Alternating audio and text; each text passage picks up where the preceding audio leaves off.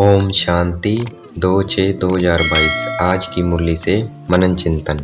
आज परमपिता परमात्मा ने मुरली में कहा, माता ओ माता तू है भाग्य विधाता। ये माताओं की महिमा है, प्रेज है, जैसे शिव बाबा की महिमा है। ब्रह्मा कुमार कुमारीज में मेजॉरिटी माताओं की है, इसलिए माताओं को ही महिमा दी गई है। भारत माताएं भारत की गुप्त शिव शक्ति सेना है और अहिंसक है। कोई भी प्रकार की हिंसा नहीं करती। हिंसा दो प्रकार की होती है, एक है काम कटारी चलाना, दूसरा है गोली आदि चलाना, क्रोध करना, मारना आदि। और इस समय जिस्मानी सेना दोनों हिंसा करती है। शिव शक्ति सेना जो कि गुप्त है, वही विश्व के मालिक बनते हैं राजयोग और ज्ञान से। शिव शक्ति सेना का युद्ध स्थल भी गुप्त है। शिव शक्ति सेना का युद्ध स्थल भी गुप्त है। रूहानी और जिस्मानी दोनों सेनाओं में माताएं होती है। जिस्मानी सेना में पुरुषों की मेजॉरिटी ज़्यादा होती है और रूहानी सेना में माताओं की मेजॉरिटी ज़्यादा होती है। इस वक्त ब्राह्मण और शूद्र दोनों युद्ध के मैदान में हैं। ब्राह्मण संगम युगी है, जिनको पांडव कहा जाता है, और शूद्र कलयुगी है, जिनको कौरव कहा जाता है। मनुष्य ने कलयुग का टाइम बहुत लंबा कर दिया है, इस कारण उनको संगम का मालूम नहीं है। ऊंचते ऊंच एक भगवान है और हम कल्प पहले वाली रूहानी सेना है। इस भारत को दैवी राजस्थान बनाना ये हमारा ही कर्तव्य है। हमें पुरुषार्थ सूर्यवंशी में आने का करना है। सतयुग स्वर्ग को सूर्यवंशी कहा जाता है, त्रेता को स्वर्ग नहीं कहा जाता। जब कोई मरता है तो कहते हैं स्वर्ग सिधारा, ये नहीं कहते त्रेता सिधारा।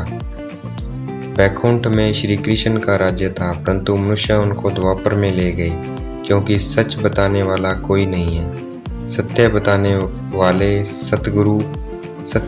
वाला सतगुरु सिर्फ एक परमपिता परमात्मा है, जो संगम पर मिलते हैं, जो अभी हमें मिले हुए हैं। शिव बाबा ने कहा है, कभी भी झूठ कपट नहीं करना है।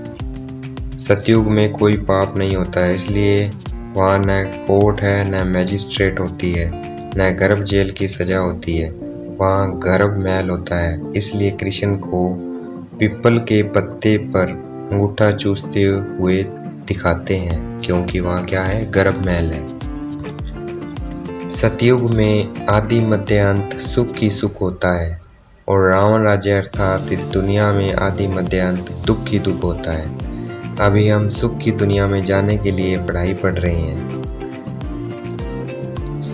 और ये गुप्त रूहानी सेना बढ़ती जाएगी। जो जितना औरों को रास्ता बताएगा वह उच्च पद पाएगा। मेहनत है परमात्मा को याद करना, शिव बाबा को याद करना, उसमें मेहनत है और उसमें हमें मेहनत करनी है। आगे परमात्मा कहते हैं, तुम आत्मा अपने शरीर के ऑर्गन से सुनते हो, परमात्मा ब्रह्मा के तन के ऑर्गन से हमें सुनाते हैं। शिव बाबा कहते हैं, मैं सबका बाप हूँ, मेरी महिमा में सब गाते हैं, सर्वशक्तिमान, ज्ञान का सागर, सुख का सागर आदि आदि। शिव परमात्मा की महिमा और कृष्ण की महिमा बतानी है, ताकि मनुष्य जज कर सकें गीता का भगवान कौन। ये जबरदस्त टॉपिक है, इस पर हमें समझाना है। परमात्मा कहते हैं, मनुष्य को समझाना है कि भारत का प्राचीन योग मनमना भव है।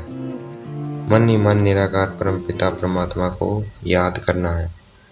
मनुष्य को समझाना है, हम ब्रह्मा कुमार कुमारियां हैं, तुम भी ब्रह्मा कुमार कुमारियां हो। सिर्फ फर्क इतना है, हमने परमपिता परमात्मा को पहचान लिया है और तुमने अभी तक परमात्मा को नहीं पहचाना है। हम अभी परमात्मा द्वारा देवता बन रहे हैं। भारत में ही लक्ष्मी नारायण का राज्य था। परमात्मा कहते हैं, अगर छोटे छोटे बच्चे बुलंद आवाज में बड़ी बड़ी सभा में समझाएं तो बहुत प्रभाव पड़ेगा।